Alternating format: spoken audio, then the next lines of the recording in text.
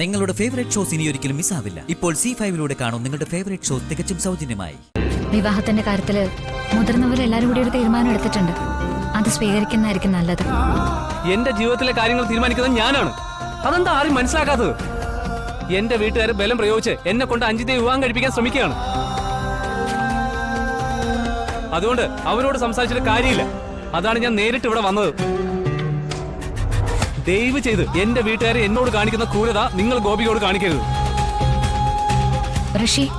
ഋഷിയും ഗോപിക്കും തമ്മിലുള്ള വിവാഹം ഒരു കാരണവശാലും നടക്കില്ല. അത് പറയേണ്ടത് ഗോപികയാണ്. അവള് പറയട്ടെ.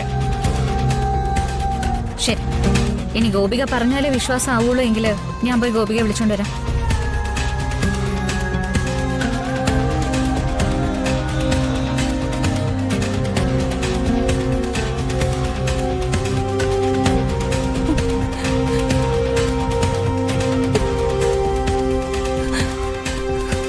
നിന്നോടുള്ള ആത്മാർത്ഥത കൊണ്ടാണ് ഋഷി വാശി പിടിക്കുന്നത്.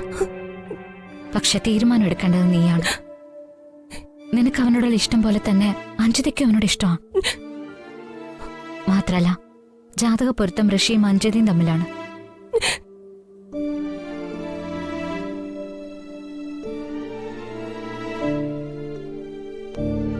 ഋഷിയുടെയും നിന്റെയും ജാതകങ്ങൾ തമ്മില് പൊരുത്തമില്ലെന്ന് മാത്രല്ല, പരിഹരിക്കാനാവാത്ത ദോഷമുണ്ട്. ഇവിടെ ആർക്കും നീയും ഋഷിയും തമ്മിലുള്ള വിവാഹം നടത്താൻ താല്പര്യമില്ല. അവരെല്ലാം ഭയപ്പാടിലാണ്. രണ്ട് കുടുംബങ്ങളുടെയും സമാധാനം ഇപ്പൊ നിന്റെ കയ്യിലാണ്. അതുകൊണ്ട് നീ ഉചിതമായ ഒരു തീരുമാനം എടുത്തേ പറ്റുള്ളൂ.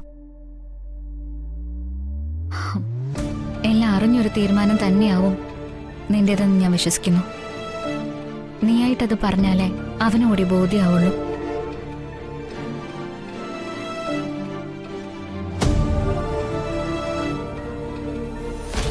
നീ വന്നേ ഗോപു, വാ വന്നേ.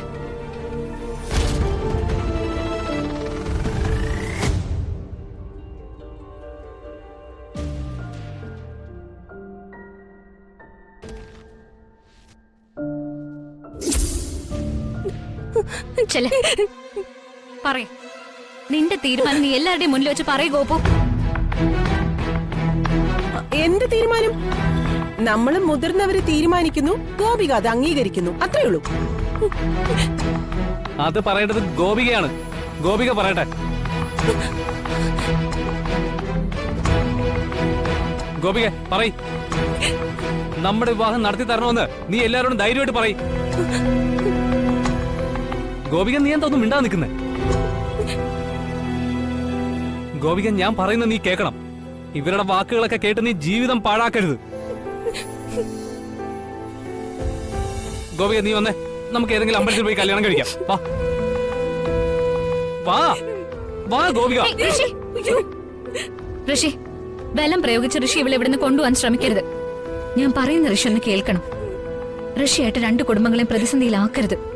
ചേച്ചി എന്നെ തടയരുത്. ഗോപിക ഇല്ലാതെ എനിക്ക് ജീവിക്കാനാവില്ല. എനിക്ക് ഇവളെ വേണം.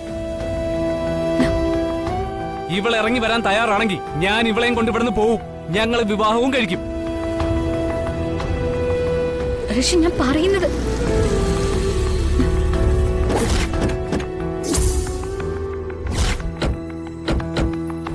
ഡൗൺലോഡ് ചെയ്യൂ C5 ആപ്പ്. കാണൂ എല്ലാ എപ്പിസോഡുകളും സൗജന്യമായി.